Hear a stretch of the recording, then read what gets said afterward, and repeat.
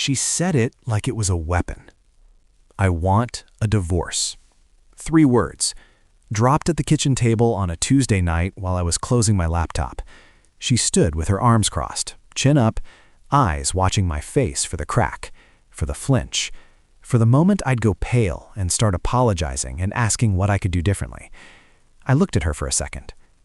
Then I said, "All right." That was it. 1 word. Flat. Calm. Like she'd just told me it might rain tomorrow. The silence that followed was different from any silence we'd had before, because this one wasn't mine. I wasn't the one scrambling to fill it. For the first time in years, she was. Her arms dropped slightly. The certainty on her face shifted into something harder to name. Not quite confusion, not quite anger. Something closer to the feeling you get when you reach for a wall in the dark and find nothing there. She asked me what I meant by that. I told her I meant exactly what it sounded like. She said I wasn't taking her seriously.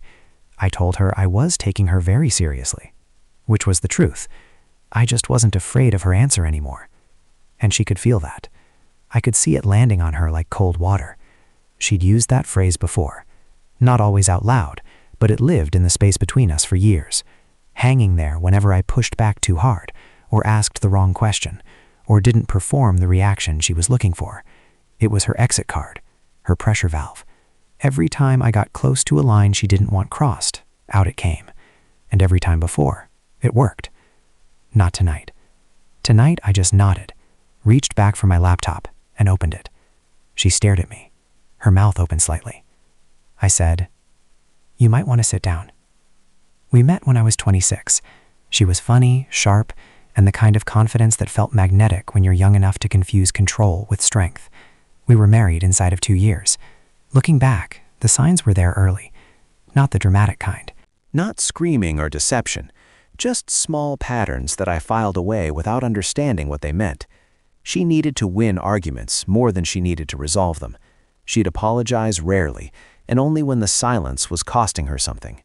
Affection came and went based on how compliant I'd been that week. I told myself that was just how strong personalities worked. I told myself I wasn't easy to live with either. We built something real on paper. A house, 2 incomes, friends who thought we were solid.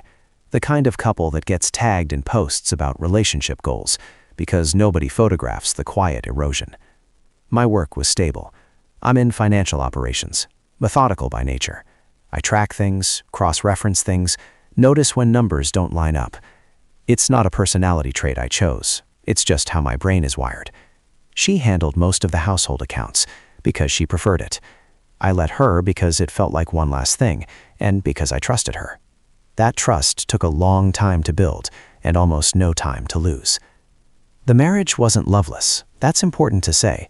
There were real years in there, genuine ones. But somewhere in the middle, she stopped being a partner and started being a manager, and I stopped being a husband and started being a variable she needed to control. When I finally saw that clearly, I didn't explode. I didn't confront. I started paying attention. The first thing I noticed was the rhythm changing. She'd always been social, so the extra evenings out didn't register immediately. But frequency has a pattern, and patterns have edges. By the 4th week of Thursday nights that ran past midnight, I started noting the timestamps without saying anything about them. Then it was the accounts. I still had read access to our joint account from an old setup she'd forgotten about. Nothing dramatic jumped out at first. Small transfers, amounts that wouldn't raise eyebrows on their own, but they were consistent, same rough size. Irregular enough to avoid a pattern on the surface, regular enough that I could see one when I mapped them across 3 months. I didn't confront her. I documented. I opened a spreadsheet, logged dates, amounts, and destinations, cross-referenced against our bills, our subscriptions, anything with a legitimate paper trail. The legitimate expenses accounted for themselves cleanly. The remainder didn't. Roughly $11,000 over 14 months, moving in quiet increments into an account I didn't recognize and hadn't been told about. I'm not an investigator, but I'm fluent in patterns, and this one told a story. I also noticed her phone habits shift, not hiding it exactly, just repositioning. Screen down on tables where it used to sit face up, bathroom trips that used to last 2 minutes stretching to 8, I said nothing. I retained a family attorney 6 weeks before that Tuesday night, sent him documentation, let him advise me on what to preserve and how. So when she stood across that kitchen table with her arms crossed and her exit card finally on the table, I wasn't caught off guard. I'd been ready for weeks. The laptop was already loaded. I didn't make a show of it, no dramatic spin of the screen, no speech. I just turned it to face her and let her look. The first thing she saw was the spreadsheet. 14 months of transfers laid out in rows, dates on the left, amounts in the middle, the destination account number on the right, color-coded, totaled at the bottom. $11,340.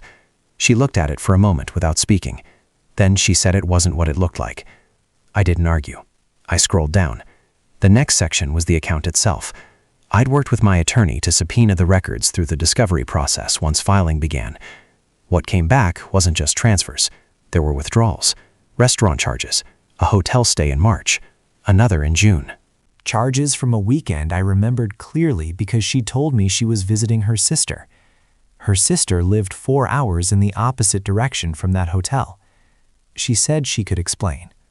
I scrolled again. I want to be clear about something. I'm not going to detail the personal content I found, not because it isn't relevant, but because that part isn't the point of this story. The point is what it represented. Confirmation of something I'd already accepted privately weeks earlier. The money wasn't funding a secret hobby. The absences weren't about needing space. She knew that I knew. I could see it happening in real time across her face. The anger she'd walked in with was gone. In its place was something more complicated. Calculation. She was already thinking about her next move, what narrative she could build, who she could call, how she could reframe this. I closed the spreadsheet and opened the second document. This one was from my attorney, a formal filing summary, date stamped, already submitted. She looked at it. Then she looked at me. I said, "You wanted a divorce. I filed Thursday." She didn't cry. Not at first. The first thing she did was reach for control. It's what she always did when a situation stopped obeying her. She straightened up, steadied her voice, and told me I was being vindictive, that I'd gone behind her back, that filing without telling her was a betrayal of its own. I let her finish. Then I reminded her that she'd moved $11,000 without telling me, that she'd spent 2 nights in a hotel she'd never mentioned. A betrayal, as a concept, had entered our marriage well before Thursday. She shifted angles, said the money was hers, that she'd earned it, that she had a right to a private account. Technically, there was a partial truth buried in there, which is usually how her arguments worked. She was good at finding the 15% that was defensible and building a wall around it. I told her my attorney was already aware of the account and its history, that it would be part of the financial disclosure process regardless. She went quiet. Then came the version I'd seen before, the soft collapse, voice dropping, eyes going glassy, the pivot from offense to vulnerability that had worked on me more times than I could count. She said she hadn't meant for things to go this far, that she'd been unhappy and made bad choices, and that we could still fix it if I was willing. I felt something when she said that. I want to be honest about that. Not hope, exactly. More like grief for the version of us that used to exist before I learned to read her patterns. But grief isn't a reason to undo preparation. I told her the filing stood. She asked if I told anyone. I said my attorney and one close friend, no one else. I hadn't performed this. I hadn't gone looking for an audience. This was between us. That seemed to land harder than anything else I'd said. The days after that conversation were quiet in a way I hadn't expected. She stayed in the house initially because legally she was entitled to. I didn't fight that. My attorney had advised me on what to protect, and I'd protected it. The joint account had been restructured 2 weeks before the conversation. My direct deposit had been rerouted a week before that. The assets that were mine individually were documented and clean. She had less leverage than she'd assumed. That's what the quiet was really about. She made one call to a mutual friend, I found out later, gave a version of events where I had blindsided her, acted cold, refused to communicate. There was no mention of the hotel, no mention of the account, just a wounded narrative with the relevant middle removed. I didn't counter it publicly. I didn't call anyone to correct the record. My attorney told me early on, don't litigate your marriage in your social circle. It costs you credibility, and it costs you focus. I listened. What she hadn't counted on was that the friend she called already knew more than she realized. Not because I'd campaigned, because I'd told one person the full truth weeks earlier, and that person had simply stayed quiet and watched. The calls she expected to receive in support were slower to come than she'd planned.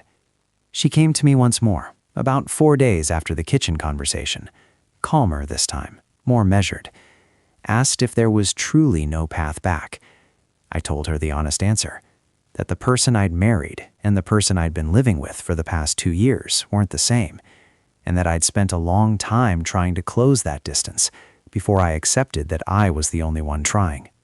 She didn't argue. She left the room. The paperwork moved forward. There's a version of this story where I'm the hero, where I outmaneuvered someone who underestimated me and walked away clean. And on the surface, that's roughly what happened.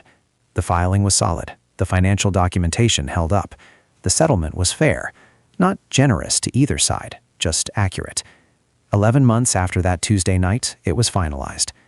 But I don't tell it as a victory, because it wasn't one.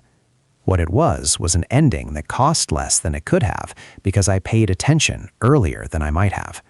That's not winning. That's damage control executed with some dignity intact. What the marriage actually cost me was harder to put in a spreadsheet.